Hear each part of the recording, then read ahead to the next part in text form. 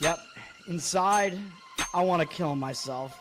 We are on an 0-7 run over the last 2 days. After tonight was just complete bullshit. So that's how I'm going to start off this show. Horrible Sunday, 1-5.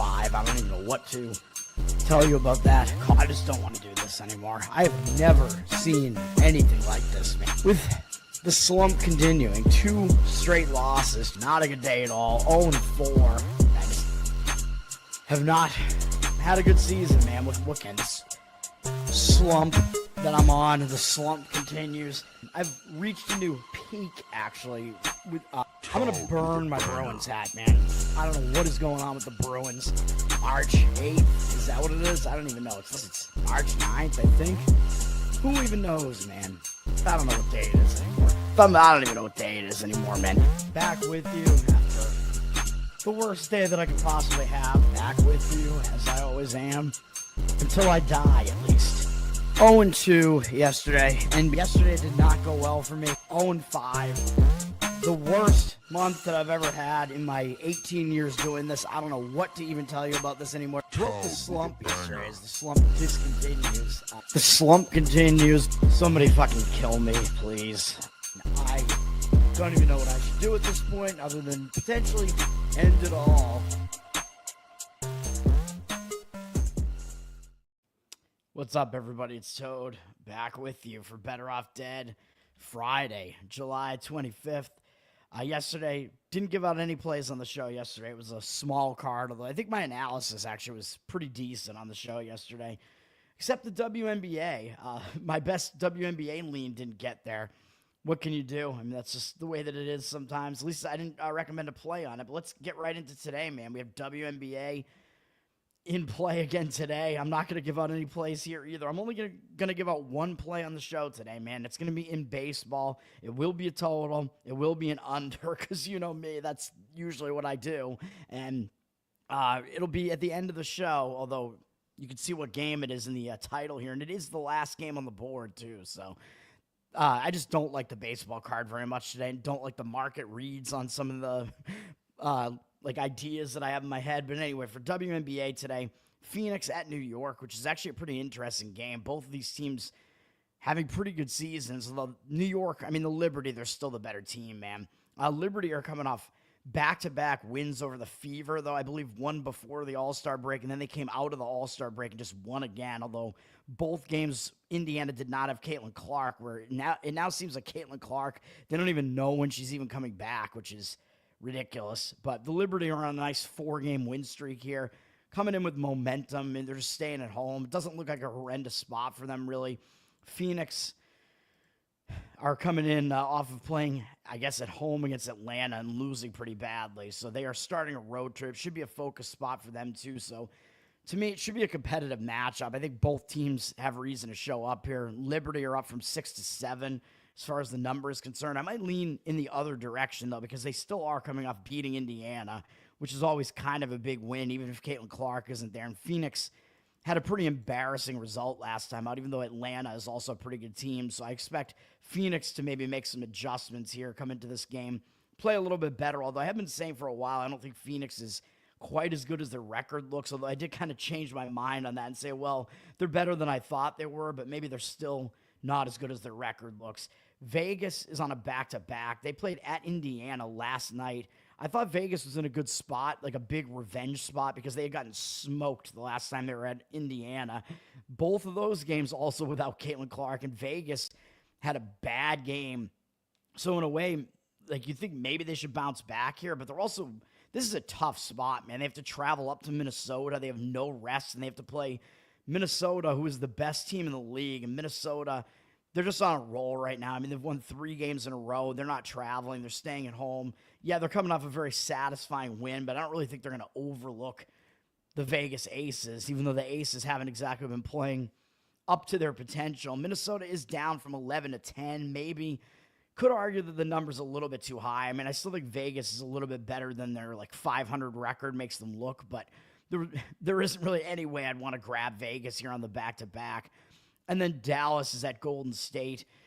Golden State They're coming off. I don't think they played actually since the All-Star break. Is that right? I think maybe.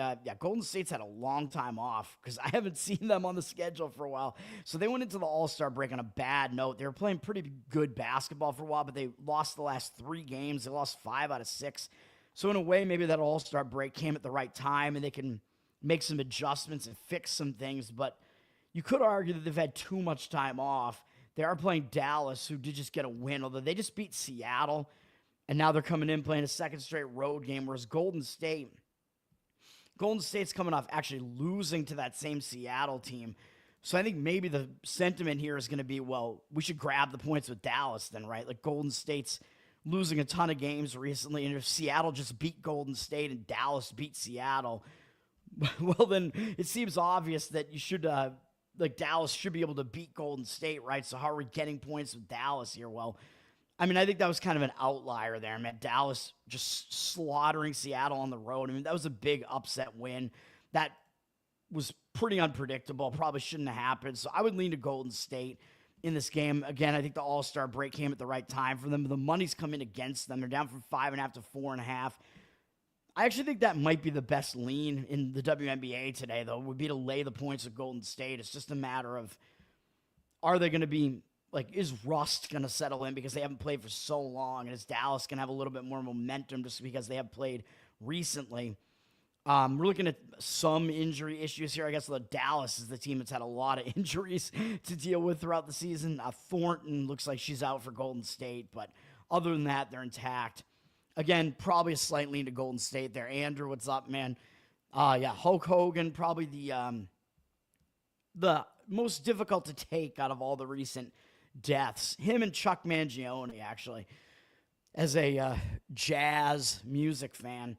All right, let's get into baseball here. We do have one late afternoon game, Miami at Milwaukee. Because we had so few baseball games yesterday, we have a lot of teams coming into today with rest, which I think is another reason why looking towards unders might make some sense in some of these games today, because when you have teams that are rested, the offenses can cool off a little bit with that day off, and the bullpens get rested, so it's usually a little bit of a better spot for unders. Miami is at Milwaukee, though. As I said, Milwaukee, at some point, you got to think this Milwaukee team is going to cool off a little bit, man, and they are returning home from a road trip. We have some return home spots today, and, I talk about this a lot. When a team returns home from a road trip, they have to get back to family life. It can be a distraction, especially with Milwaukee here. They've been playing such good baseball, sweeping the Dodgers again. Then they won a series against Seattle and really pretty much took it to Seattle. But now they're returning home from a very satisfying road trip from the Pacific Coast with travel. It looks like a pretty bad spot to me for Milwaukee, man. I don't know that they're really going to have total focus on this bad Miami team. However, I don't think we could really jump on Miami with this pitching matchup, man. I just don't see a way to do it. And Milwaukee has the better bullpen, too. Their bullpen's been playing better recently. They got some rest in there now.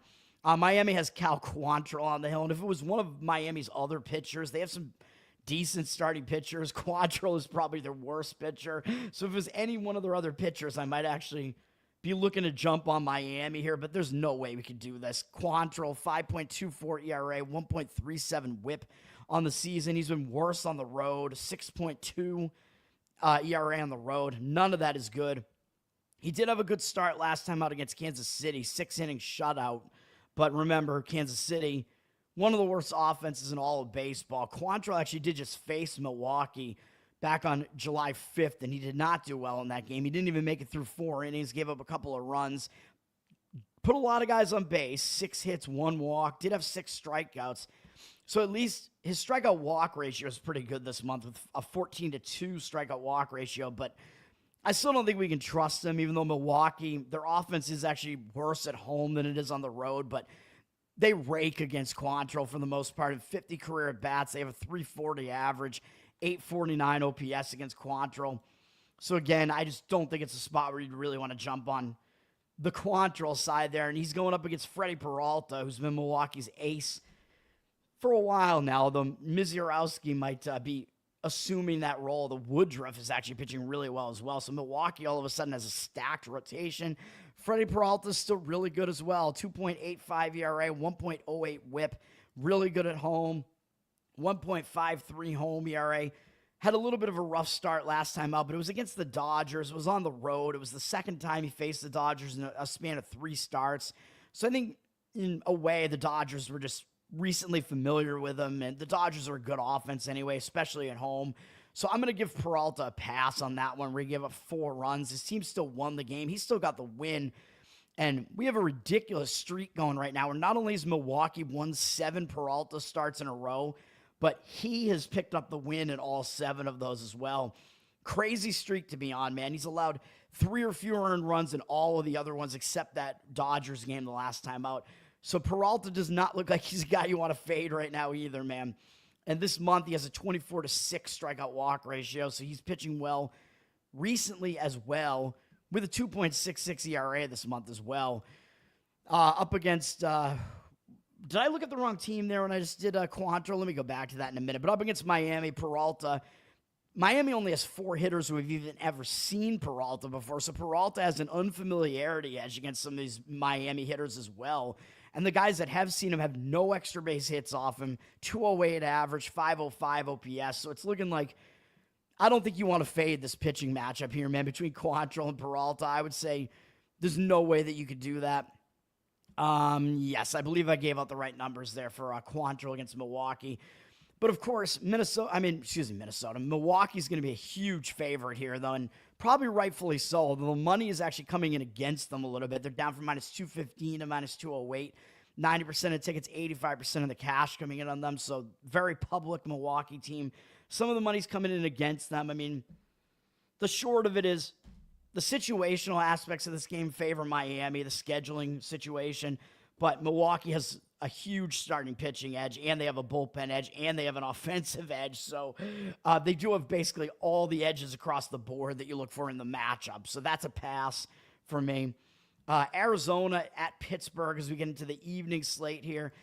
Pittsburgh is staying at home, but they might be feeling pretty high on themselves because after they got swept by the White Sox, they turned around and swept Detroit, who has been one of the worst teams since the All-Star break. Detroit not hitting at all, not playing well. Pretty embarrassing to get swept by Pittsburgh. But Pittsburgh, on the other hand, they might be feeling pretty high on themselves here, man. So it looks like kind of a letdown spot for Pittsburgh, whereas Arizona's starting a road trip, and they're coming off getting swept at home by Houston. Although that is a big series. It's a tough series to come off of against Houston.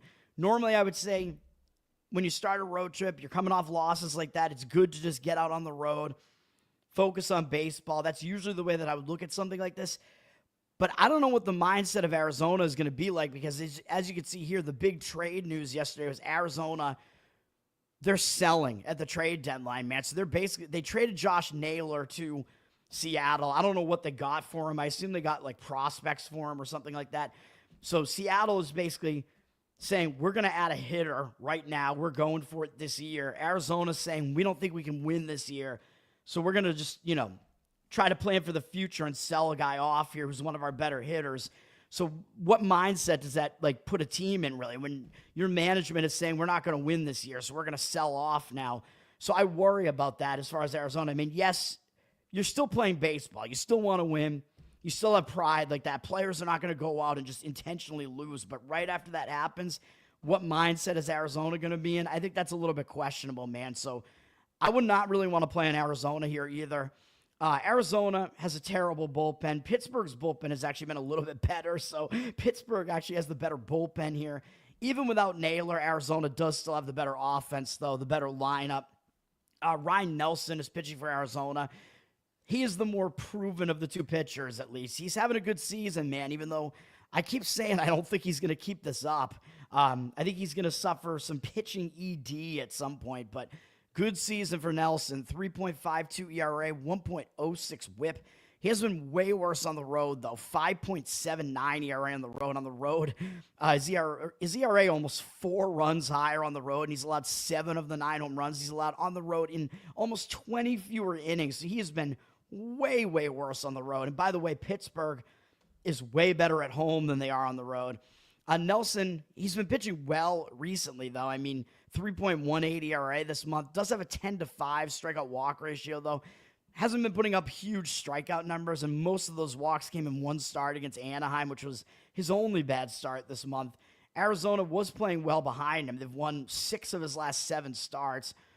And he's up against a pretty weak Pittsburgh offense, as I already pointed out, and I believe he does well against them. Yeah, in 38 at-bats, he's pretty much dominated them. In 7-1 strikeout walk ratio, 158 batting average allowed, and 463 OPS allowed. Nelson, probably not really a guy you want to fade here in that matchup going up against Pittsburgh. So I think he should be fine here. He's going up against the young pitcher, Mike Burrows, who I believe is in his rookie season for Pittsburgh. He's been definitely shaky. He's been off and on, 4.7 ERA, 1.41 whip. Don't know if he's totally trustworthy. He's been a little bit better at home, or actually a bit better at home, 4.08 ERA at home. Is coming off a pretty good start last time out against the White Sox, although it is a bad White Sox lineup. Only gave up 2 runs in 5 innings, and then the bullpen actually kind of totally imploded after that. But he had a really bad start the start before that against Minnesota, although the start before that he was actually good against Seattle, shutting them out for 5 innings, although he did walk 4 guys. So his walk numbers have been really bad this month overall, 13-9 strikeout walk ratio. It's a good strikeout rate, but the walk rate is way too high, and his 6.35 ERA doesn't inspire a whole lot of confidence either, nor does the fact that Pittsburgh has lost 6 of his last 7 outings. That's not good either. Although Burrows is in a position where I believe he has never been seen before by who were they facing? D-backs, right? Yeah. Oh, no, I'm wrong. The D-backs did see him. I think, I don't remember if that was a game where Burrows came out of the bullpen. It might have been, because only 4 of their hitters have seen him before. And Carroll did hit a home run off him. They were 2 for 7 off him, 1 walk, 1 strikeout, so 286 average, 1,232 OPS. So Burrows is at least somewhat unfamiliar to Arizona, and the market read is actually tough in this game. Looking at the side here, I know I didn't look at like any of the totals yesterday, but I will look at some more totals today.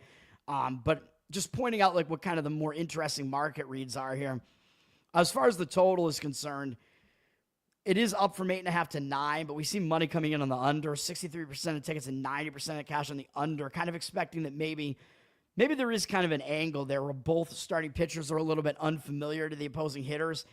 Don't know if you want to trust Arizona's bullpen, but at the very least they are rested because neither of these teams played yesterday. So I see some arguments for the under here. The money line has dropped on Arizona as a road favorite, down from -125 to -109. But it does look like the cash is on the Arizona side still. 58% of tickets, 89% of the cash on Arizona. And like I said, it looks like situationally the spot might be decent for Arizona as far as the schedule. But again, because they're selling off players, I don't really know if their mental state is going to be good enough. Although I would put Ryan Nelson above Mike Burrows right now as far as the starting pitchers are concerned. So possibly an Arizona first 5 inning look might make some sense in that game as well. But the cash percentage is in complete opposition to the money line move in that game. Colorado at Baltimore. Baltimore played yesterday and they're returning home from a road trip, so it looks like kind of a double whammy of a bad spot for Baltimore, although their travel wasn't really that they didn't really travel that far there. They went to Tampa Bay and then Cleveland. Didn't have a good road trip, losing both series.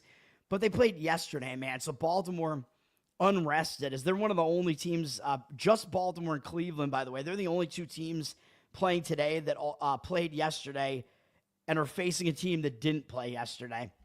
Because all the rest of the teams that played yesterday, their series started, so they're all continuing those series. Baltimore finished up that series. They're returning home, and as I always point out, when you return home from a road trip, you have to get back to family life. It's a bit of a distracted spot, and I don't know if Colorado's really going to be a team that draws much of your attention as we get into kind of the dog days of the baseball season here. Baltimore probably pretty much is aware that they're out of the running here, and so is Colorado. So I don't know what we're going to get in this game, man. Colorado is at least starting a road trip with rest, and they actually have momentum as they've actually won 2 games in a row in 4 of their last 6 games and won 2 series in a row. So yay for Colorado, and they actually pulled off a shutout the last time out, which I think was the first time they did that on the season against St. Louis. So Colorado is in the better scheduling spot here, man. Look at the starting pitching matchup. I don't know, man, because Baltimore, Again, they're unrested. Their bullpen isn't that good, although they didn't use a lot of their bullpen yesterday. Colorado, of course, doesn't have a good bullpen either. Kyle Freeland is pitching for Colorado. He is not one of their worst pitchers, at least. 5.19 ERA, 1.53 whip, 4.53 ERA on the road, so he's been respectable on the road. This month, he has a pretty respectable 3.57 ERA in 3 starts, allowing no more than 3 earned runs in any of them, pitching at least 5 2/3 innings in all 3. Colorado won 2 out of the 3 starts, but his walk rate has been not great. 11-7 strikeout walk ratio doesn't look that great here. Strikeout rate not really that high. Freeland, a little bit of a mixed bag with him, man. So I don't know if he's totally trustworthy. Is going up against Baltimore. Baltimore does not have great numbers against him offensively in 35 at-bats, 257 average, 602 OPS. So Freeland may very well pitch okay in this game. Problem is, I'm actually worried about fading Dean Creamer, man. Dean Creamer, he's kind of proven me wrong, man. He's actually pitching pretty well recently. 4.06 ERA in the season, 1.25 whip. At home, he's been quite good with a 2 ERA at home, significantly better than his road numbers. Although his home numbers are much less of a sample size. But Baltimore's actually won 3 of his last 4 starts. And the one that they lost last time out, he only allowed 1 run in that game. So that wasn't even his fault. He has a 2.95 ERA this month. The last start, the prior month, or the last 3 starts in the prior month, he didn't give up more than 1 earned run in any of them. So he's given up 1 or fewer earned runs in 5 of his last 6 outings, and has a 16-5 strikeout walk ratio this month. So he's pitching pretty well right now, and not really a guy that I want to fade, especially at home. And he's facing this really bad Colorado lineup. Colorado, I mean, they've done not horribly against him. Mediocre numbers in 22 at-bats, a 273 average, 727 OPS. So I would still slightly lean to Colorado in this game. Just, I think the scheduling spot kind of clinches it as far as Colorado. Where are the interleague games? What am I doing here? Yeah, so Baltimore, they're a huge favorite. They're down from minus 220 to minus 195. 88% of the tickets, 98% of the cash on them. They're obviously, Baltimore will be public. I mean, fading Colorado is always a public sentiment pretty much. I think you could maybe jump on like a Colorado run line here if you really wanted to. And I think maybe going under in the first 5 innings might be worth a look as well, because these starting pitchers aren't as bad as people think they are, and these offenses may struggle against these 2 pitchers, to be honest. So the total is flipped from 9 juiced to the under to being juiced to the over, but very, very public over. 92% on the over of the tickets and 91% of the cash on the under, or excuse me, on the over as well. Sorry. So over just very public and getting the vast majority of the money too. So maybe an under first 5 inning is worth a look there. I mean, I wouldn't really want to deal with the bullpens. Philadelphia at the Yankees. My first instinct was to think that this game is probably going to be an over type of game here, even though both bullpens are rested. But Philadelphia and the Yankees actually have not had great bullpens this year, man. So even though they're rested, I think you could be looking at some runs in this game, especially because this is at the Bronx. You got 2 good offenses. I mean, these teams could push this thing over, and the odds makers will put a really high total up on this game. And the pitching matchup, to me, doesn't look great. It doesn't look like a pitching duel to me. Taijuan Walker is pitching for the Phillies, but oh man, he has a 3.75 ERA. That's good, right? I mean, sure, but 1.38 whip, not good. He's putting too many guys on base. Yes, he's been better on the road, 2.19 road ERA, and he's actually allowed only 1 of the 9 home runs he's allowed this year have come on the road. But he doesn't go deep into games anymore, man.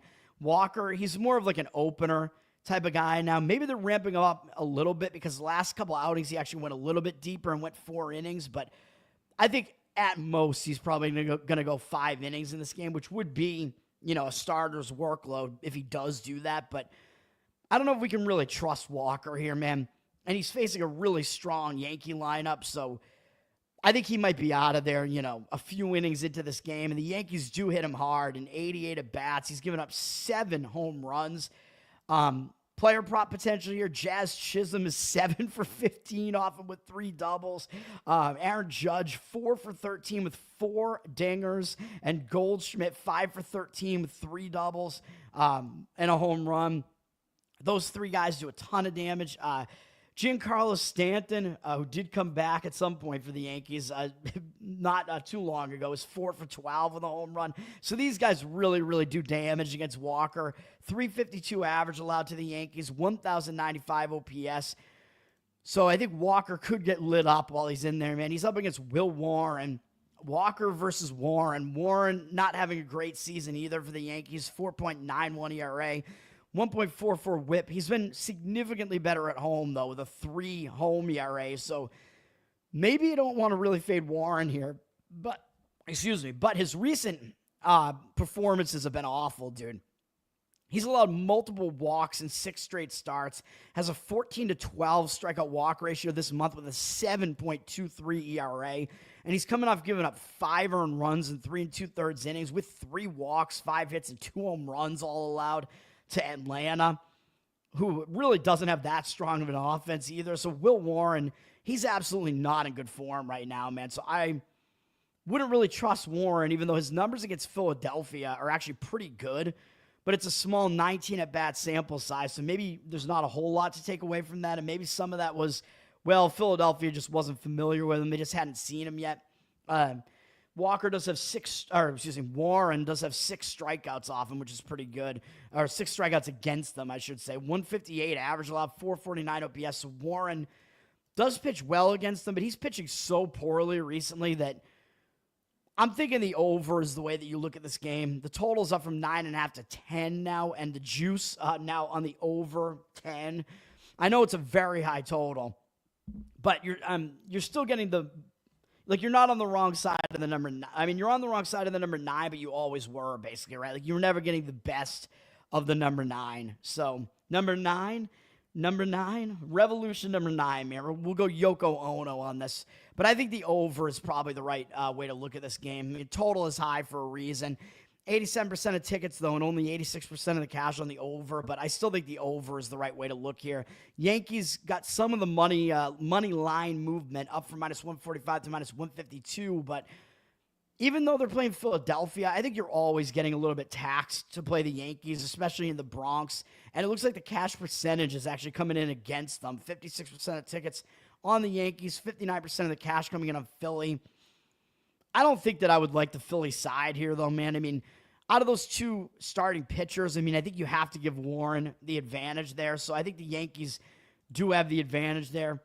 Both teams coming up pretty big series as well, by the way. Philadelphia starting a road trip after playing the Red Sox. So Philadelphia, they're still going to be focused, though. I mean, you're starting a road trip playing against the Yankees, and a lot of the commentators are going to talk about this being like a World Series preview type of matchup. So both teams will be focused here. Yankees are returning home from a road trip as well, by the way, from Atlanta and then Toronto, where Toronto has really given them problems in the AL East so far. So the Yankees kind of in a bad spot as well, coming off those big series there, and in the return home spot, which might be part of the reason why Philadelphia might be getting some of the cash there. But again, I actually think the over is the preferred way to look at that game. My Boston Red Sox are in a huge series here as well against the LA Dodgers. The Red Sox...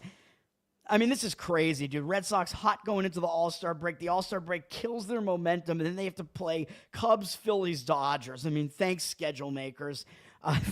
Giving the Red Sox like a really tough go of it here. Red Sox have the bullpen edge. The Dodgers bullpen has really been struggling here, man. So not a good bullpen spot for the Dodgers, really. I mean, I don't think any spot is really good for the Dodgers bullpen at this point. Situationally, it's not the greatest spot for the Red Sox, really, as they are returning home, as I mentioned, from Chicago and Philadelphia. But are you really going to be in a distracted return home spot when it's the Dodgers coming to town? Everybody's talking about this. Everybody's talking about how Ohtani is going to pitch on Sunday, which makes me tempted to actually try to get tickets and go to that game, but they're probably going to be expensive. Usually you can go to Red Sox games fairly inexpensively, but probably not in that one. The whole series, I mean, look at this shit. Like, look at all these other prices for all these other games. Even Yankees-Phillies, $70 is the lowest total, lowest ticket price. Lowest ticket price in this Red Sox matchup, even for this pitching matchup where people don't even know who these pitchers are, $139. Are you fucking kidding me? I mean, that's just insane. Like, you're probably going to be looking at $300 then to see Ohtani. pitch on Sunday, although, of course, you'll see Ohtani hit. So that's part of the reason why these tickets are selling like this. People want to go see Ohtani bat. You don't get to see him in Boston very often. But anyway, the Red Sox are returning home from a road trip.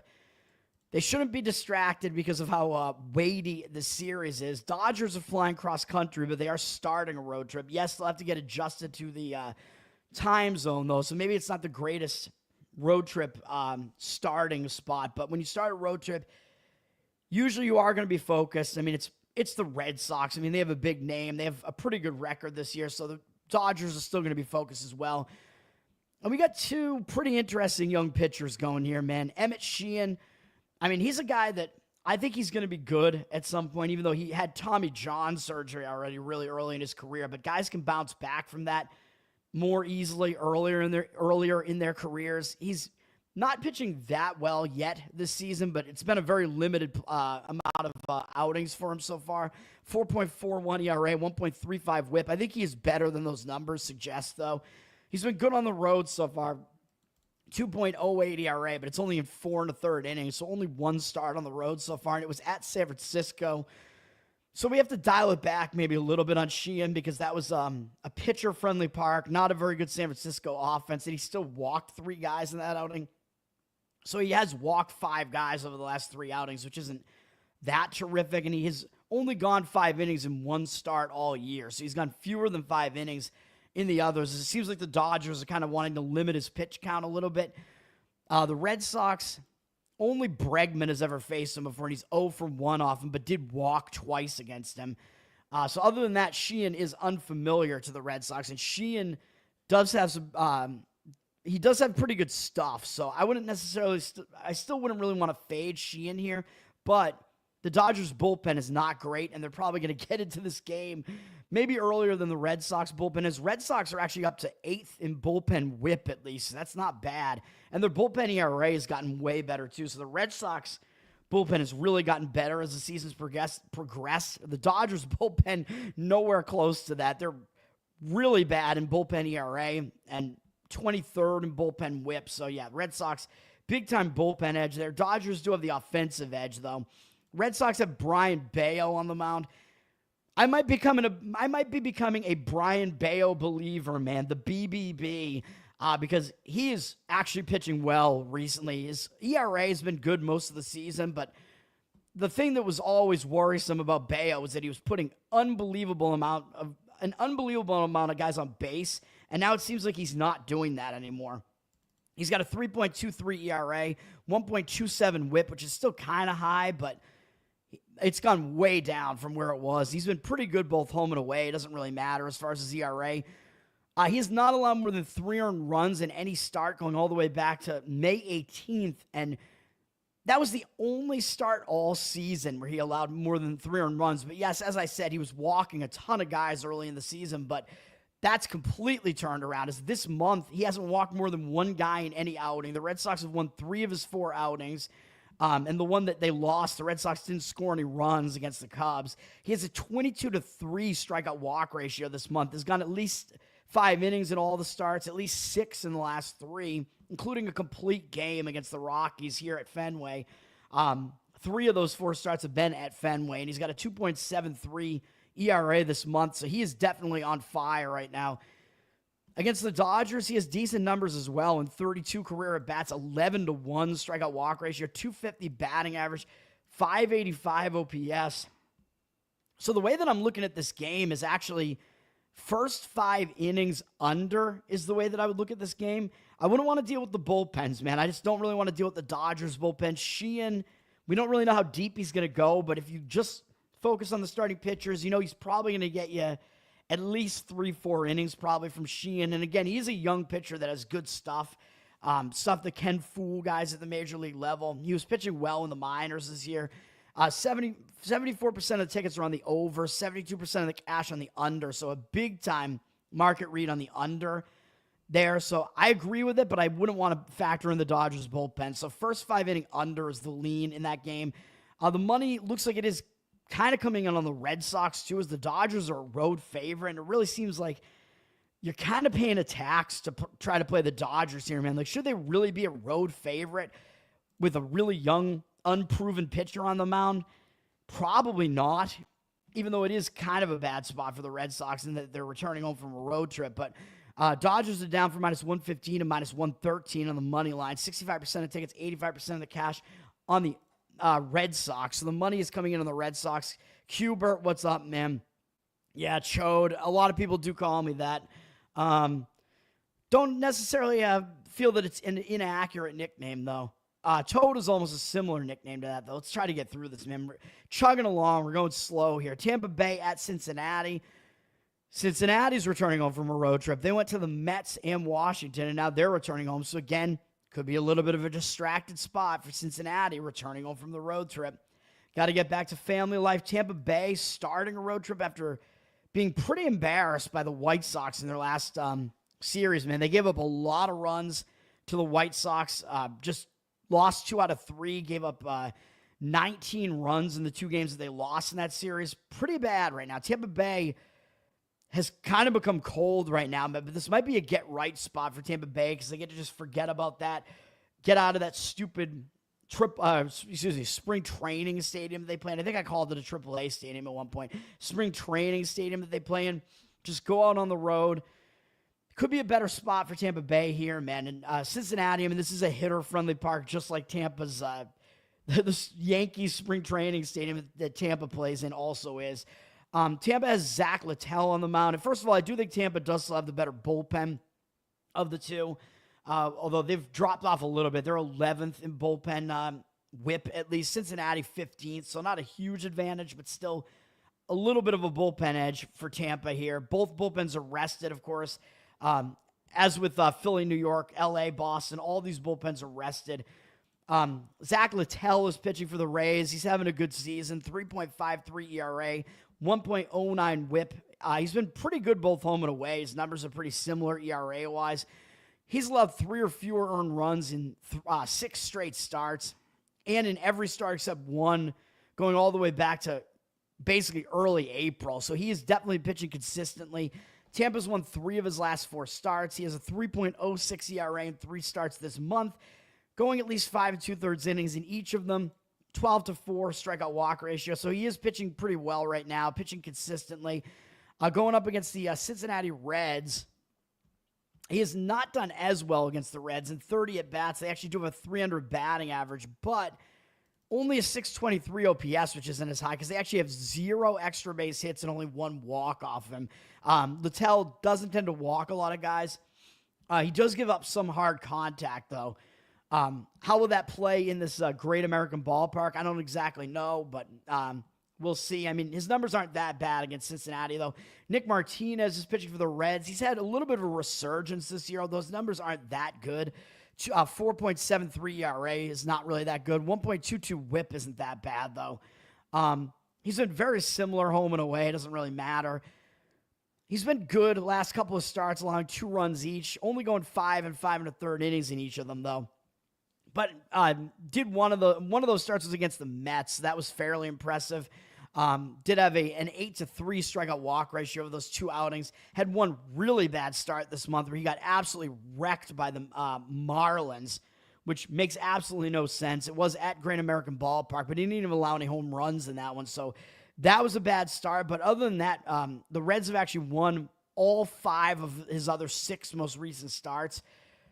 Or actually, one of them, I think he came out of the bullpen maybe. Again. Yeah, he came out of the bullpen against the Yankees, but they did win that one. But they've won 4 of his last 5 starts at the very least. So Martinez, he was in the bullpen. Now he's back to starting full-time again. Very strange what they're doing with him, but whatever. Up against Tampa, only 12 at-bats, so not a big sample size. Theus does have a home run off him. He's allowed a 250 average and 750 OPS to them.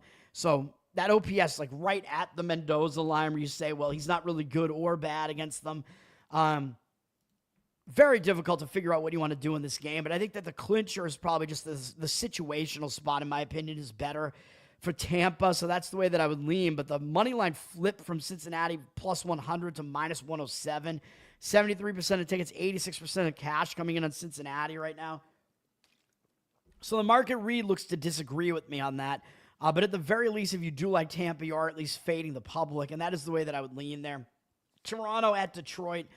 These two teams started their series yesterday, and Toronto smashed Detroit yesterday, man. Reese Olson was nowhere near as good as I thought he would be yesterday. Detroit continuing this slide, man, this descent into madness. 4 losses in a row, and they've lost 10 of their last 11 games, I believe now. Just getting absolutely destroyed. Not a lot of bullpen usage from either team in the game yesterday, but Toronto, I would say, does have the bullpen edge right now over Detroit, which I think probably plays out here. Yeah, Toronto is actually 4th now in bullpen whip, and Detroit is down at 14th. Toronto has actually been hitting better as well. They're 6th in all overall team OPS, and Detroit is actually behind them now, 7th. So the offenses are similar, but Toronto actually has a little bit of a better offense now too. Detroit is still good at home this season, though. So at some point, I mean, even though I think both of these teams are not quite as good as their records indicate that they are, I think Detroit is probably still the better team out of these two. But with this starting pitching matchup and Toronto already having a bullpen edge and debatably hitting edge as well, I think Toronto does have the starting pitching edge as well here with Barrios pitching. 3.87 ERA, 1.26 whip. He's been better on the road this year with a 3.34 road ERA. He's pitching mediocre kind of this month. I mean, he had one really bad start against the Yankees, which maybe you give him a pass for that. But, well, I don't know, man. And maybe you give him a pass for pitching poorly at the A's AAA stadium that they have there, too, because that's a pretty hitter-friendly park, too. Did give up 4 runs again last time out against San Francisco. So, yeah, maybe, I guess you could argue that Barrios just isn't in great form right now, as he did allow 4 or more earned runs in those 3 starts, 3 out of the 4 of them this month, and his one really good start was against the White Sox, but he's getting a lot of run support. And Toronto has won 8 of his last 10 starts, 9 of his last 11 starts, actually. So this month, his numbers, I mean, he's getting a lot of run support, but I think he's better than what he's done this month, though. 13-5 strikeout walk ratio, not great. 7.11 ERA, obviously really bad, but a lot of it kind of skewed by those couple of weird, almost kind of outlier starts. He does do well against Detroit in 92 at-bats. Very nice, 26-4 strikeout walk ratio. Torres and Baez, the usual suspects, both have a home run off him, but they both have really bad batting averages against him. And he's held Detroit's entire lineup to a 207 average and 566 OPS. So Barrios may bounce back here, man. I mean, he's a better pitcher than what he's shown recently, and he does have good matchup numbers. He's going to be up against Keaner Montero, who's kind of a guy that's just kind of an opener guy for Detroit. I mean, he sometimes will go the full, like, starter's workload. He's got mediocre numbers, 4.28 ERA, a not very good 1.38 whip. He's been better at home, 3.89 ERA at home. Not exactly pitching well recently, though, with a 7-4 strikeout walk ratio over the last 2 outings. Didn't make it past 4 1/3 innings in either of them. His team lost both games, and he gave up 7 runs across those 7 1/3 innings and 9 hits in addition to those 4 walks. So he's not in great form right now over those last couple of starts. He's not the greatest pitcher, really, either, and he might not go that deep into this game. Toronto, not all of their hitters have seen him before, but the ones who have, in 12 at-bats, I know it's a small sample size, but Toronto has a 417 average off him and 1,417 OPS off him. A lot of the damage is Springer, 3 for 3 with 2 home runs off him, but still, the matchup, you got to say this matchup favors Barrios in this one. So I think Toronto does have the edge pretty much across the board in this one. So I would lean to Toronto in this game. The money is agreeing with me on this one and coming into Toronto as well. Detroit up from -101 to -108, but 50% of tickets, 81% of the cash coming in on Toronto. I agree with it. I'm just a little bit worried about Barrios' recent form. But other than that, I would say, yeah, the market is in agreement with me on that one on Toronto. JC, what's up? Thanks for hanging out. All right. San Diego and St. Louis. These teams played yesterday as well. St. Louis won a high-scoring game, 9-7.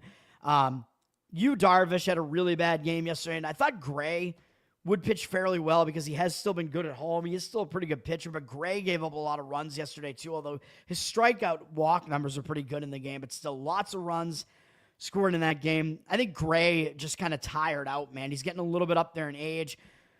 This game, San Diego used a lot of their bullpen yesterday, man. So even though, yeah, San Diego normally, they have the better bullpen over St. Louis, but very unrested bullpens for both teams, really, after yesterday's high-scoring game. So, yeah, San Diego, I guess, still has the bullpen edge. St. Louis probably actually has the hitting edge because San Diego's hitting has been so bad recently. So do with that information what you will. I mean, that all seems to be kind of a wash, and then maybe it starts coming down to the starting pitching matchup, which on the surface, this looks like a major pitching mismatch here. Nick Pivetta, overall, is obviously the way better pitcher over Miles Mikolas. Pivetta having a good season, 2.81 ERA, 1 whip. He's been worse on the road, though. He pitches better in that very pitcher-friendly San Diego stadium. 3.78 ERA on the road. A worse home run rate on the road, but he's pitching very well, allowing 1 or 0 earned runs in all of his last 5 starts. San Diego has won 4 of those 5 starts, and the only one they lost, he basically got no run support. He has a 36-6 strikeout walk ratio over that span, including that one to end June against Washington there. Has a 0.74 ERA in 4 starts this month. Crazy. He's really in good form right now. He dominates St. Louis for the most part, too, although it's kind of a small 23 at-bat sample size at a 130 average allowed, 424 OPS. So Pivetta has good numbers against St. Louis. He's up against Miles Mikolas, who's being made fun of recently because he allows way too many homers. 5.2 ERA, 1.3 whip on the season. His numbers are not good. He's been better at home, though, 4.19 ERA at home. I wouldn't say he's in good form right now, though. He has a 7.47 ERA this month, including that 6 home run outing against the Cubs. Really bad. In his last 4 outings, he's allowed 5 or more earned runs in 3 of them and failed to go 5 innings in 2 of those 3. His only good start recently was against Washington, which is a really bad offense. Mikolas is not in good form right now, man. Up against San Diego, his numbers are okay in 96 at-bats, 271 average allowed, 734 OPS. So I wouldn't say that that's exactly good. So I think Pivetta does have the upper hand in the starting pitching matchup, but San Diego's laying a price on the road, and I think it seems like the professional money, the sentiment is kind of, again, just that the price doesn't make sense on San Diego, but I'm not sure that I agree. I don't know, man. I think this starting pitching matchup is a pretty big edge in favor of Pivetta.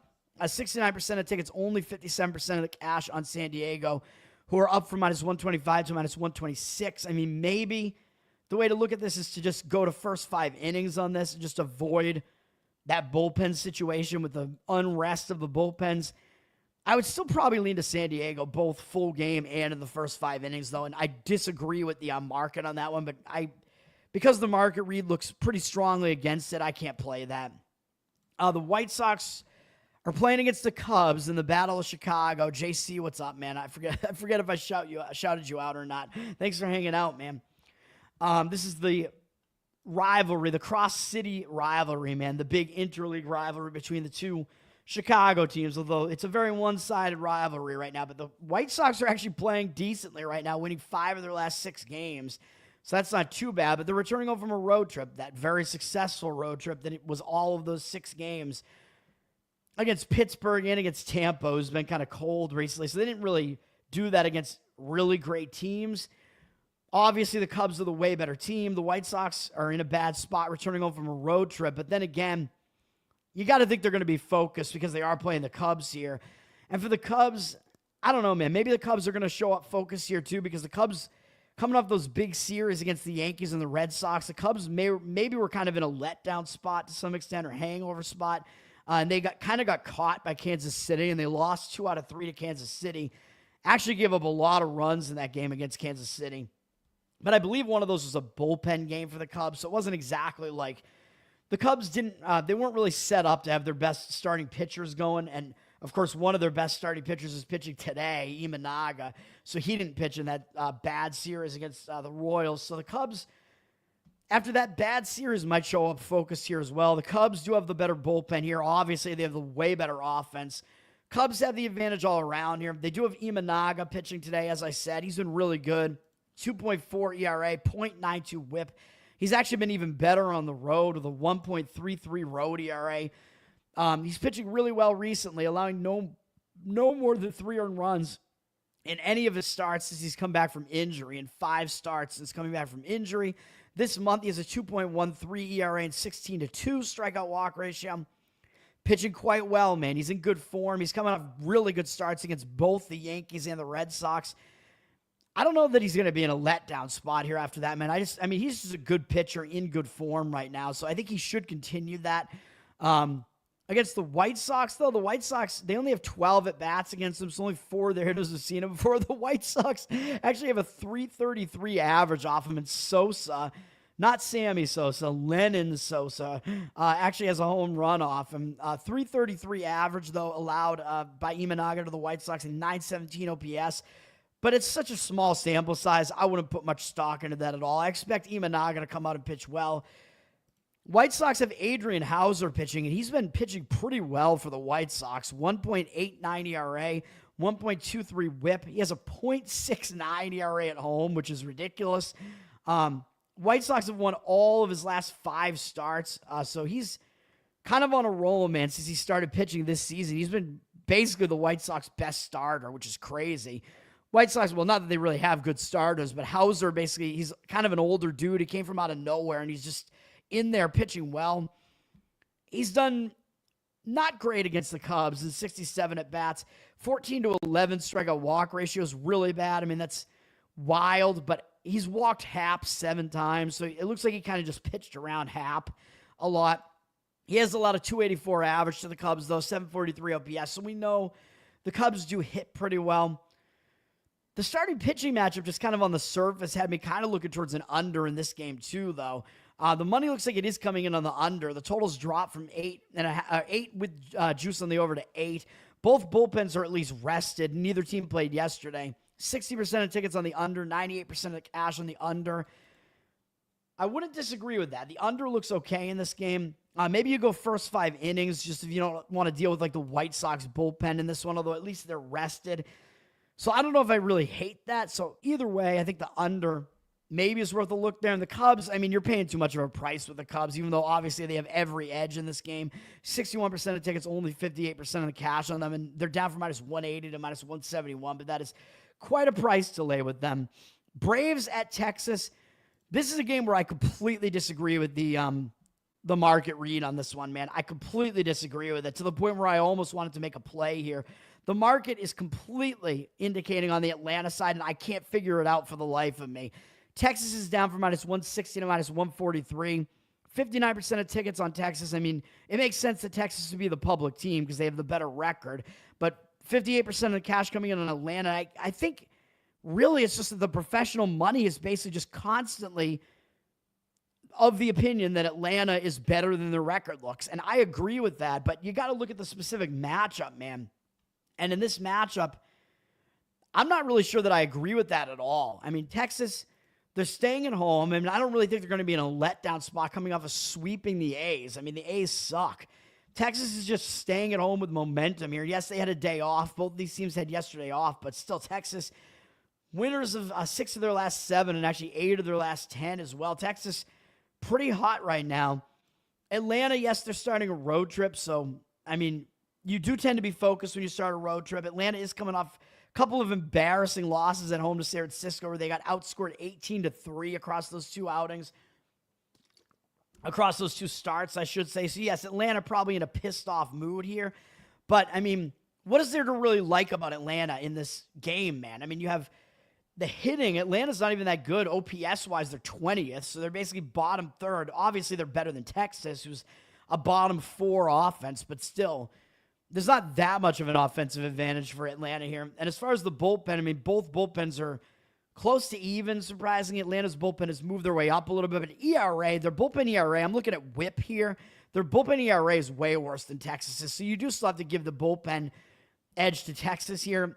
And the starting pitching edge, I don't understand how it's not a massive edge to Texas. Joey Wentz is pitching for the Braves. He's been all over the map this year, both literally and figuratively. He has a 5.71 ERA, 1.61 whip. He's been on 3 different teams this year alone. 4.29 ERA on the road isn't as bad, I guess. I don't even know if that's just with the Braves or if that's overall. But he was with Pittsburgh for a lot of the season. Then he was with Minnesota. And then Minnesota, he was pitching really poorly for Minnesota. They lost every game where he pitched. They moved on, or no, they won 1 game with him, and then they moved on from him after that. after they won one game in which he pitched, but he didn't even do well in that game, and they just had a big lead in that game against the Cubs.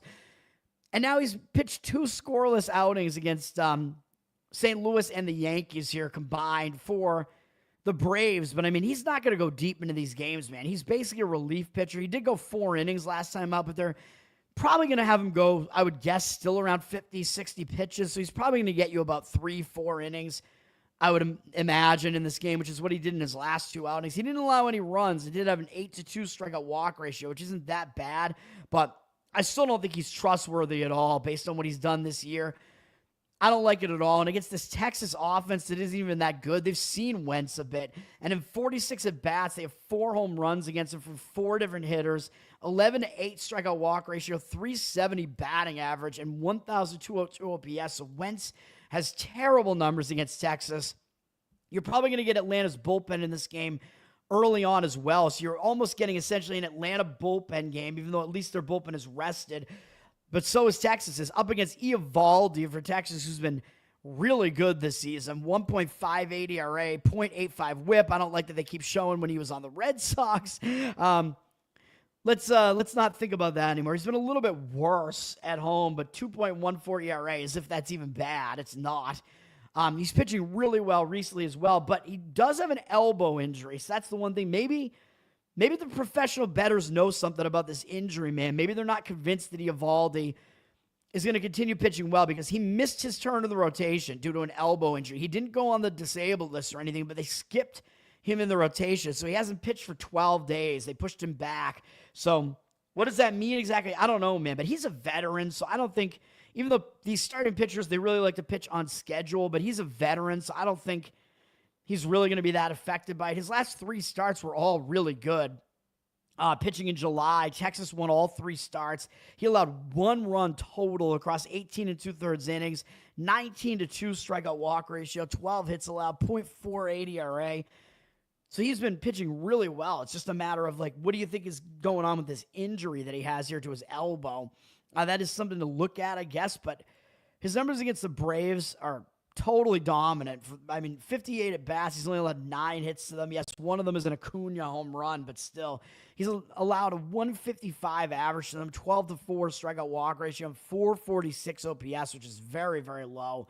So if Eovaldi is not suffering from that injury, I don't get what this money is doing here at all. I think Texas, either maybe when the money line, because the money line's dropping, maybe you just get a really cheap price on Texas on the money line and just go with that. I believe Texas has been pretty good as a home favorite this year too, so that's another thing to keep in mind there. So I would lean to Texas in that game, man. I mean, that's just the way that it is, and I mean, a run line play could be maybe in order as well, potentially. Cleveland at Kansas City. Cleveland played yesterday, so Cleveland, slight disadvantage for that reason because they played yesterday, and Kansas City, of course, did not. Cleveland played that game against Baltimore yesterday, and now they're starting a road trip going to Kansas City here. So Cleveland, no rest plus travel, and they just lost. Cleveland was hot, and they just lost their win streaks. That could hang them over to this game as well. So there are definitely some disadvantages for Cleveland here. Kansas City is rested, and they have the better bullpen anyway. Both offenses are pretty weak, although Cleveland still has the better of the 2 offenses because Kansas City's is so bad. But I'm pretty much leaning Kansas City in this game, if you couldn't tell. Gavin Williams is pitching for the, I almost said the Guardians. I'm going to keep calling them the Indians. Let's just bring it back, man. Fuck all this PC BS. Williams, 3.54 ERA in the season is good, but a 1.38 whip is not good. Another guy who puts too many guys on base. He's a little bit worse on the road, 4.17 road ERA. Coming off a really good start against the A's, though, where he very un-Williams-like. He struck out 11 guys in that start and gave up 4 hits in 7 innings, allowing 1 run, but that's not what he usually does. He usually gets you 5-ish innings, 5 to 6 innings, and will probably allow around 3 earned runs. That's typically what you get out of Williams. He has a 3.04 ERA this month, but even with that ridiculous strikeout game, he had walked 5 guys the outing before that against the White Sox, which is not a good sign. He's walked at least 3 guys. He had walked at least 3 guys in 6 straight outings before that most recent one. So I'm not ready to say that Williams is all of a sudden in form or something because he basically never does that. So that looks like more of an outlier to me. Still, even with those 11 strikeouts, he has a 26-13 strikeout walk ratio this month, which still isn't that good. Hasn't allowed that many hits this month, though. He's facing a weak KC offense, though, and he actually has done well against them in the past. In 78 at-bats, 19-5 strikeout walk ratio, 231 average, 572 OPS. Williams does have good numbers against Kansas City, so I don't really want to fade him for that reason. Walker is pitching for the Royals. Decent season for him, 3.62 ERA and 1.24 whip. He's been good at home, 2.72 ERA at home. Definitely good numbers at home here. Pretty pitcher-friendly park. He's only allowed 1 earned run each in the last 2 outings, although he did walk 3 guys in the first of those 2. He's walked 4 and 3 guys in the 2 of the 3 outings this month. And in the outing where he walked 1, the last time out, he only had 1 strikeout. So Walker, his strikeout walk ratio isn't good this month, 10-8. That's not a good ratio. 3.6 ERA is good, though. And usually, more often than not, he does limit the damage, though. I think he's only allowed more than 4 earned runs once all season. It was a weird start against the A's. It was at home, but still. He's been pitching fairly consistently, at least this year. Up against Cleveland, he does have pretty good numbers. In 82 at-bats, 220 average, allowed 602 OPS. 18-9 strikeout walk ratio isn't that great, but overall Walker does have good numbers against them.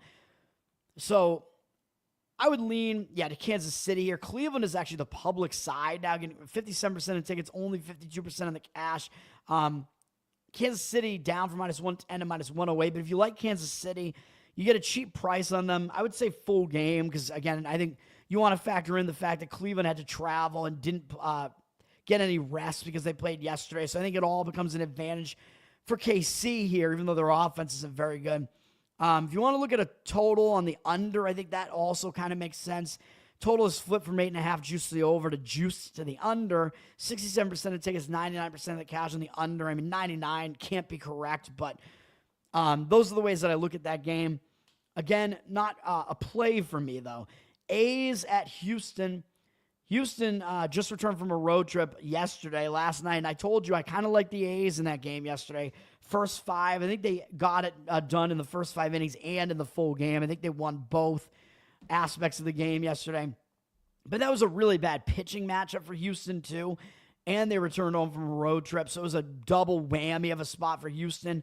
Now, a lot of times when a team returns home from a road trip and they do badly in that first game, they tend to play a lot better in that second game, so it is a better spot for Houston here, but they did lose a win streak, and a lot of times when a team loses a win streak, they get hung over a little bit into the next game, although it was only a 4-game win streak, so maybe Houston won't be as hung over. The A's, they played yesterday, so I don't really need to look at the schedule here, but obviously Houston has the better bullpen here. There wasn't a whole lot of bullpen usage, I don't think, in the game yesterday, so Houston does have the better bullpen. The A's have Jeffrey Springs pitching, and he might actually be the better of the 2 starters here because, again, Houston does not have a good starter pitching today. Springs has been okay for the A's, 4.18 ERA, 1.22 whip, slightly better on the road, but pretty similar road and home splits. This month, 4.5 ERA, 15-4 strikeout walk ratio. That's not too bad, although he's coming off getting hammered by Cleveland for 5 runs off of 9 hits in 4 innings. He didn't walk anybody, but the prior starts to that, he allowed 3 or fewer earned runs in every start going all the way back through the beginning of June, and he'd gone at least 5 innings in every one of those starts, so he was in good form. I don't think I'm ready to say that he's out of form or anything like that. I think maybe just kind of an outlier. He got hit around a little bit in that last outing, which unfortunately, because I think I gave out a play on the A's in that game.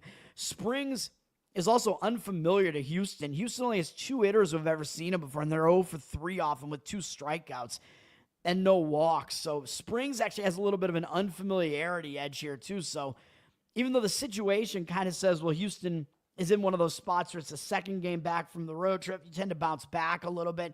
But the pitching matchup looks like it's in favor of the A's, man, for the starting pitching at least. Ryan Gusto is pitching for the Astros, and he has not been pitching with gusto. 4.46 ERA and an even worse 1.42 whip. He's been really bad at home, too, with a 5.29 home ERA.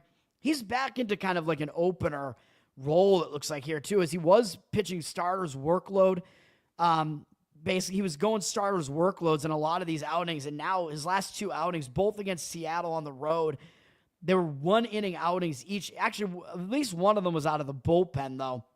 He actually pitched in 2 straight games, 2 straight days out of the bullpen, but now he's back in the starting rotation, so maybe they will let him go a little bit.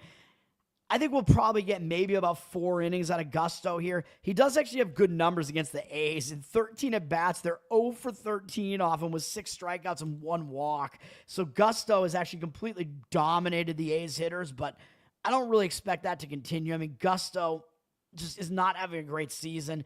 He's not pitching particularly well. Starting pitching, I think, does favor the A's here. The money is coming in on the A's. Houston's down from -160 to -133, so some pretty strong market indicators coming in on the A's. 84% of tickets on Houston. Public seems to think Houston will bounce back here, but the money is 67% of cash coming in on the A's. And I would agree with the A's, but I don't want to deal with the A's bullpen, man. So I would say A's probably can get them an underdog, as an underdog in the first 5 innings. That's probably the way that I would look at that game. A's in the first 5. Washington is at Minnesota. Minnesota's returning home from the Pacific Coast. They went into elevation, played Colorado, didn't have a good series there. Almost got swept, and then they lost 2 out of 3 to the Dodgers, which is at least, a better, that's at least a better result for them. They at least kind of played competitively against the Dodgers, but they're returning home from that, man, off a huge series against the Dodgers, having to travel back from the Pacific Coast, not having a great season, and you got to deal with the return home distractions here. So I don't think it's a very good spot for Minnesota here, man. And Washington, they haven't been playing well with their new manager and front office, but they've been playing a little bit better recently. They did just take 2 out of 3 from Cincinnati, so that's not too bad. And now they're starting a road trip after getting shut out against Cincinnati in the last game of that series. So day off for both of these teams yesterday. It's a better spot for Washington, man. Again, they're starting a road trip, getting away from home, usually a focus spot, against Minnesota, returning home from a road trip. And, flying across a couple of time zones instead of just one like Washington is. So Washington is in the better spot here. And they have the better starter out of the 2, too. I would say the more proven starter, at least, Mackenzie Gore, pitching for Washington. 3.59 ERA, 1.27 whip. I mean, he's a little bit too wild.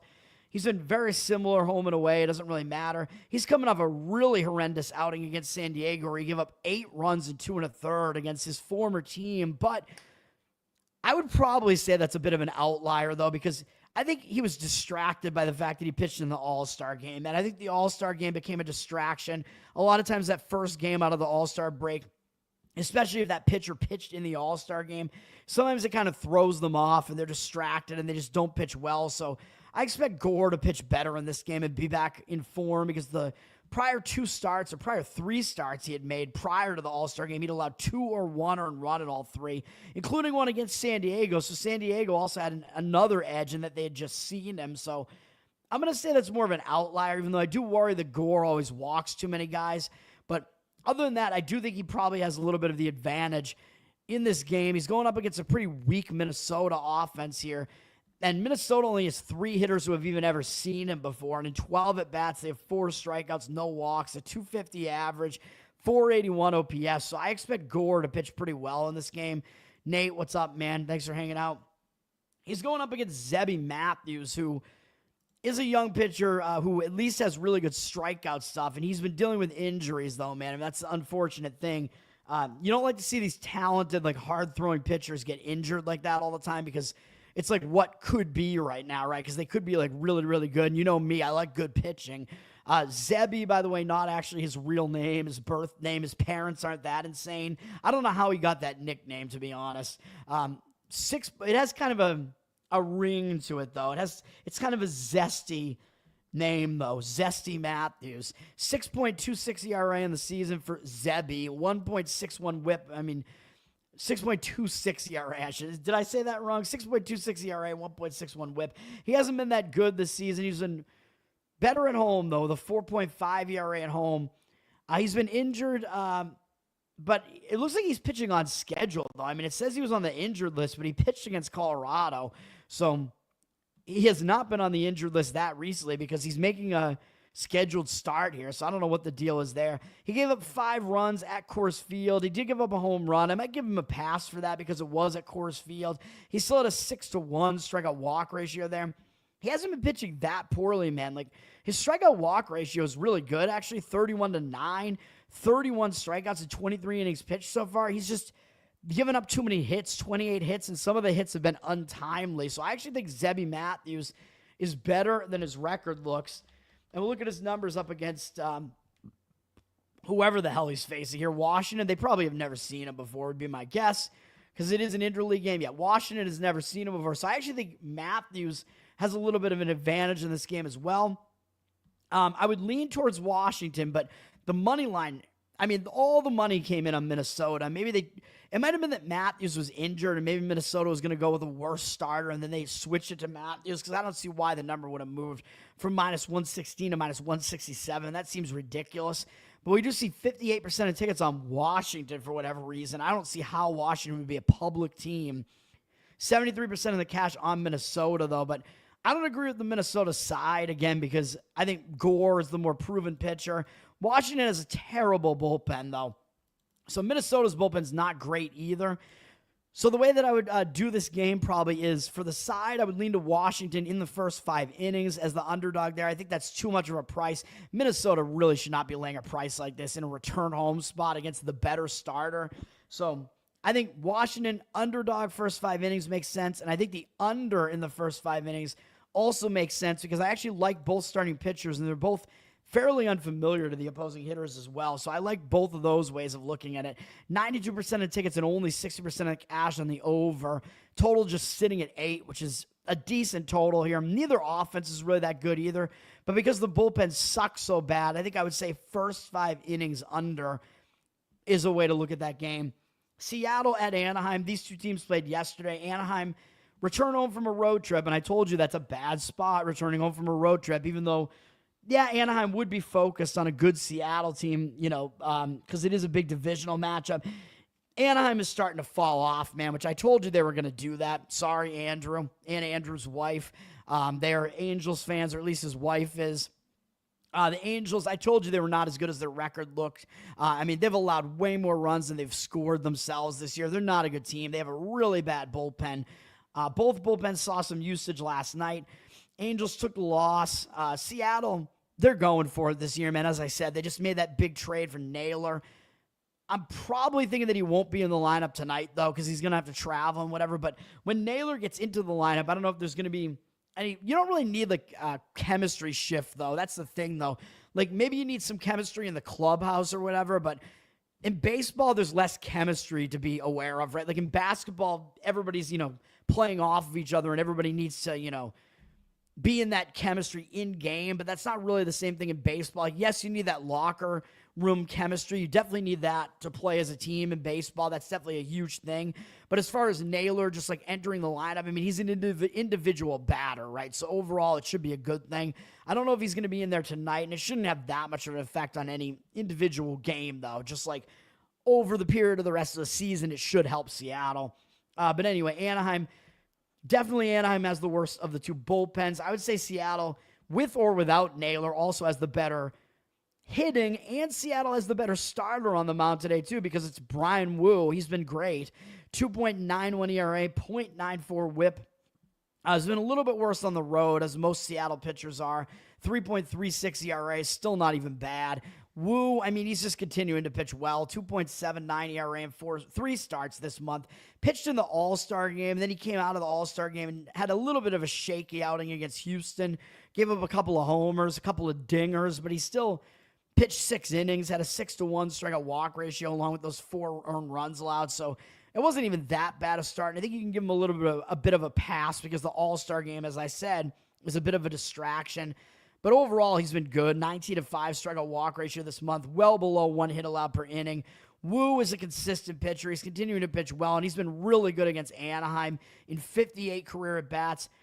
He's allowed 2 home runs, but they're both Joe Adele, who's like the only guy in Anaheim's lineup that's done damage off of him.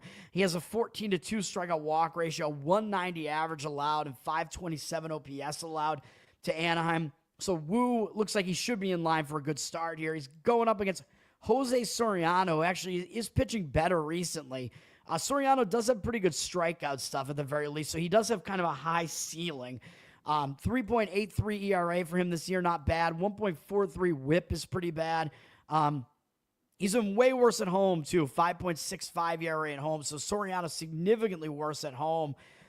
But his last couple of starts have been all right as far as 3 of the last 4 starts, he's allowed 2 or fewer earned runs, going at least 5 innings in all 3 of those, and doing that against Atlanta, Arizona, and Philadelphia.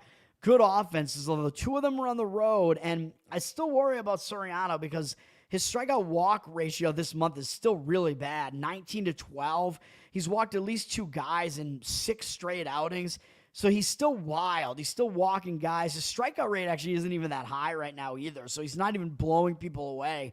So I think his 3.13 ERA this month is actually a little bit misleading. So I don't know if I trust Soriano here for those reasons.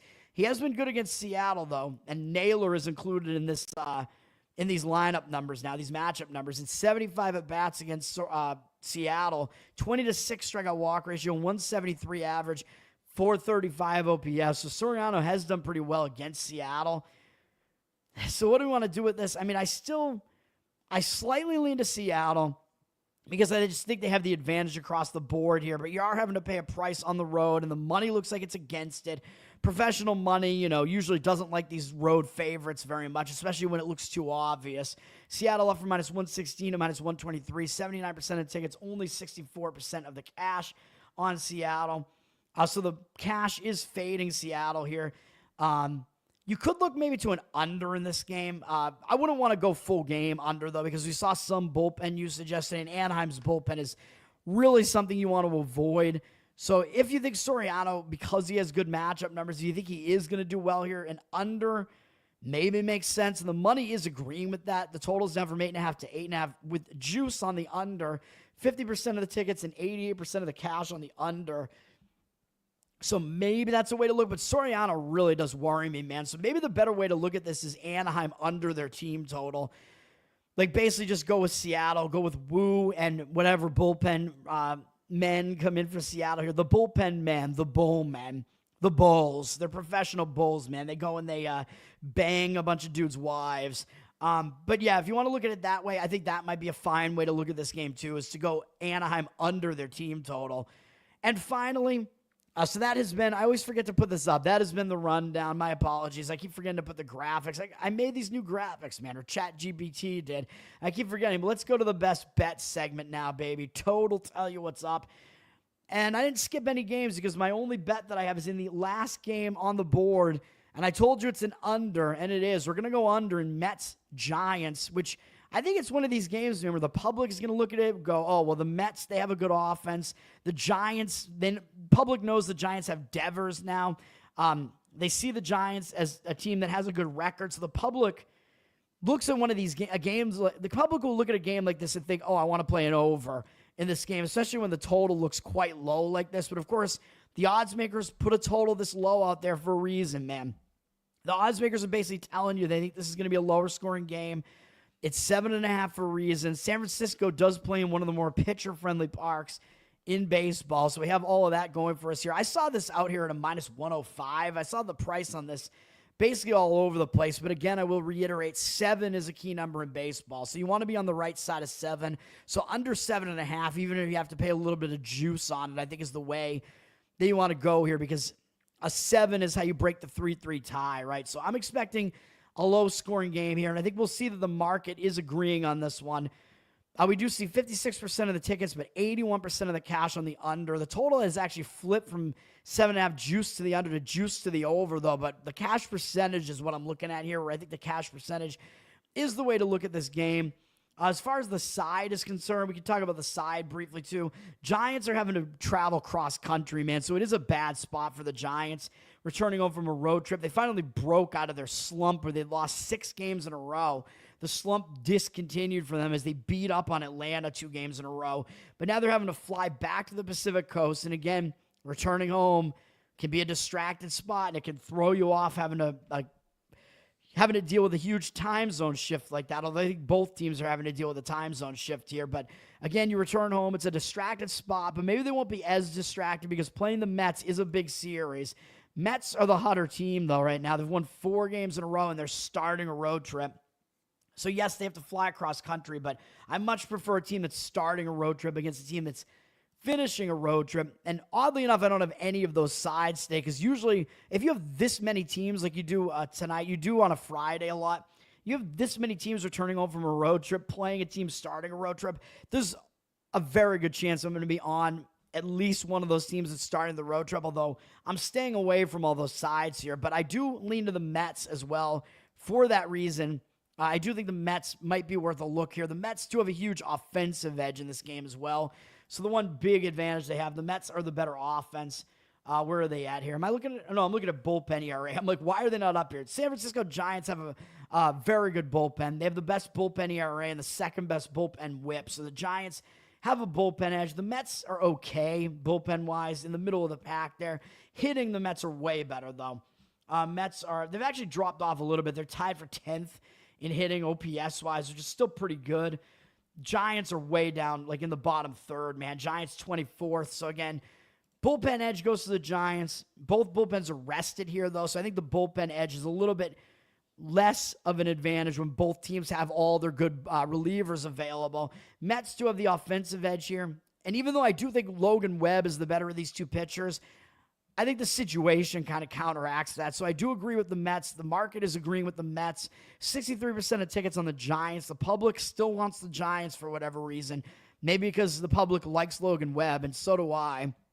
I have 58% of the cash, which you'll see in a minute. I do like him. I'm going under here, so I do like him in this game and in general. 58% of the cash, though, on San Francisco. So the money is agreeing with the Mets, and I do agree with that. Clay Holmes pitching for the Mets. He's a guy that I don't tend to really completely trust, but he's having a pretty decent season and been pretty consistent. 3.48 ERA, 1.27 whip. He's been pretty good both home and away. Very similar numbers. He's not in the greatest form right now, which does worry me. He has a 5.66 ERA this month, 11-8 strikeout walk ratio. That's all bad. So again, I worry about that, but he's gone at least 5 innings in all of them. He doesn't get like absolutely annihilated in any of those starts, although the Mets have struggled with him on the mound, man. They've actually lost 5 of his last 7 starts. So yes, I do worry about all of that, but it hasn't gone that well for me, like looking at trends like that anyway, so whatever. He's allowed 2 or fewer earned runs still in all but 2 starts, going all the way back to mid-May, so he is at least still consistent in not allowing that many runs. He is going up against a fairly weak Giants lineup, and that's kind of where the handicap starts coming into play here. He's been fairly good against the Giants in 31 at-bats. He's held him to a 258 average, which is pretty low. They've hit him for a little bit of power, 762 OPS, and of course it was Devers that has the home run off him, but still, I'm not as worried about that. So I think overall his numbers are okay enough here, even though 4.4 strikeout walk ratio, with 2 of those walks also being Devers, doesn't look that great, but I still think Holmes can get us through this thing. And we're also, of course, going to be relying on the ace of the Giants staff, Logan Webb, here to get us this under, which I think is going to be a good thing. Logan Webb has been really good almost the whole season. 3.08 ERA, 1.21 whip. He's really good at home, 2.23 ERA at home. Not much to dislike, although he's coming off a pretty rough outing against Toronto on the road. Gave up 4 earned runs there, 11 hits in 6 innings, only had 1 strikeout. So we do worry a little bit. He's had 2 rough outings. The other one was against the Dodgers here in this stadium. But I think he was distracted again by the All-Star game. And again, even though Webb is a veteran, the All-Star game is kind of a distraction. So those starts were both around the All-Star game. So he had a bad start right before the All-Star game, still had 6 strikeouts, 1 walk in that one, and then he had a bad start coming out of the All-Star game. But I think overall, man, he's just so consistent that I think the real outlier there, I think, was because of the All-Star game. He hadn't allowed more than 3 earned runs in any start all season except for 1 at San Diego. So it looks like that was just complete outlier stuff, man. So I don't think he's really going completely out of form here. And his numbers against the Mets are really good, and 107 at-bats. Even though they're really familiar with him, he's pretty much held them down. Alonso does have a home run off him, but that's one of 2 hits he has in 16 at-bats. And Nimmo has a home run off him, but that's his only hit in 17 at-bats. So the 2 guys that have home runs off him have been really bad against him as well. 26-7 strikeout walk ratio against him, 196 average allowed, 554 OPS. So Webb does have really good numbers against him as well. And we'll keep the bullpens in here because they are rested, like I said. And one of them, the Giants, is a very good bullpen. And the Mets bullpen is still at least kind of in the upper half, at least for the most part. So under 7.5 Mets Giants is my only play of the day here. It better come through, man. Charles, what's up, man? Thanks for hanging out. Napa Friday live. Mets overpaid for Soto. I mean, I like that he's gone from the Yankees, though. I mean, he is still a good hitter. I mean, yeah, he's probably not worth the price tag. He might come around, though. And if the Mets are going to be in the playoffs, he might do something in the playoffs. So I think he notoriously doesn't play that well in the playoffs either, though, right? Is that right about Soto? I think that's true. I think he's been a choker in the playoffs, so maybe that's not going to help them either. B, what's up, man? The wind is blowing out. Oh, at San Francisco? I could check that real quick if you want. Let me bring that up, actually. We have baseball weather here. Oh, I'm in the wrong tab, but whatever. MLB weather report. I didn't even look at the weather report, man. To be honest, I really only look at it that much in Wrigley Field. Wrigley Field is the field that gets really affected by the wind because it's like right on the lake. Although I know the Giants Stadium, Oracle or whatever the hell it is now, Oracle Database Technologies, man. The Giants I know are right on the Pacific Coast as well. The water's right there, but the lake effect is way crazier in Chicago than the ocean effect. So looking at this game. We're seeing a moderate breeze blowing out, so I'm not worried about that at all. A moderate breeze. It says it's 10 miles an hour. I mean, that's slightly strong, I guess. It's a little bit average. Wait, Soto was a World Series MVP? I don't think so. No. Which World Series was he even in? With which team? With the Nats, you think? I don't even know, because he was with the Nats right before he was with the Yankees. I don't even remember, man. It's all a blur to me. I'll go back and look at that, and maybe I'll report back to you tomorrow. But yeah, as far as it's a small wind blowing out, and it's blowing out to center, by the way. So it's not blowing out to left or right. So if it was blowing out to right, I'd be a little bit more worried about it too. In San Francisco there, and by the way, it's only going to be 60 degrees at game time there out on the ocean there. So Northern California there on the ocean. So it's not going to be hot either. And the cool weather helps keep the balls down as well. It's summer long balls, man. Summer long balls are not going to be happening in this one. Instead, you'll get summer low balls. 2019. That's actually really good, actually. 11 bombs and 30 RBIs and 43 at-bats, so he is pretty good. Or 43 games, I mean, that is pretty good. Okay, yeah. But anyway, yeah, so I'm not really too worried about the weather there. By the way, just because I have it up here, as far as the weather report, we do have some rain going on. There's possibility of a rain out in Pittsburgh and in New York tonight, it looks like. So for those 2 games. It looks like the rain possibility is real in those 2, but not a whole lot going on as far as the weather there. So that's the weather report. Maybe we'll add the weather report segment to this, man. This show will just go on for forever. Thanks, guys, for hanging out. Been another long one Friday. It's a full baseball slate, so thank you, everybody. Once again, under Mets Giants is the play today. The only one that I've given out today. Learn to Toad on Twitter. You can find me Learn to Toad on Instagram as well, where I do post all the plays in short form on Instagram. Better Off Dead, BETTOR, of course, on YouTube, where most of you guys are right now. You can find me on the audio platforms as well. Please, listen, watch, like, subscribe, comment, all those things, man. Give me some ratings on Spotify and Apple, especially, because it helps out the podcast, man. There's monetization on the audio, so that'll help me out. And Covered in Uke because my YouTube Uke channel there, which I've had for a long time. So you'll see old videos where I was really, really obese and had hair back in the day. But I'm starting to use that channel again to double post all the covers that I post on Twitter. So check that out. And patreon.com/Learn to Toad. You can support my Patreon. And for the Patreon content, it's all uke stuff for the bonus content right now. You get a Spotify feed with the YouTube stuff if you join at a certain level there. And then at the highest level, you get requests from me where I put out a comment or a post there, excuse me, you can comment on to request there, and I'll try to prioritize those requests. Yeah, I just uploaded Freak on a Leash there because that was a fan favorite, and yesterday or 2 days ago was the anniversary of Korn playing at the crazy Woodstock 99 show.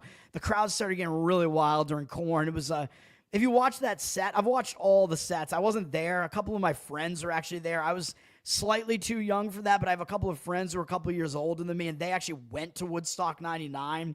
Crazy shit. But I've gone and I've watched every single set.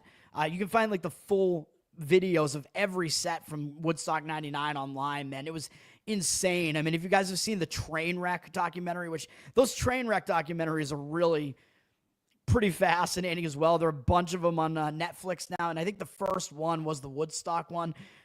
What happened at that thing was crazy, dude. Clinton was 50 in 99. Well, he performed. He was one of the biggest problems at Woodstock 99, right? Fred Durst, when Limp Bizkit played, Fred Durst was like inciting the crowd. He was like telling the crowd to go nuts and like destroy shit. And during Limp Bizkit, like I think the crowd tipped over like one of the towers where like one of the camera people was. It's insane, dude. I think Fred Durst was like, I don't know. He was encouraging violence though. Rick Derringer, yeah, Real American. I don't know the song well at all though, so I don't know, man. We'll see. But I'm gonna try to prioritize requests that are on the Patreon now, of which there are none right now though. I've already done break stuff, but I did K Flay's cover of break stuff. I did that on ukulele.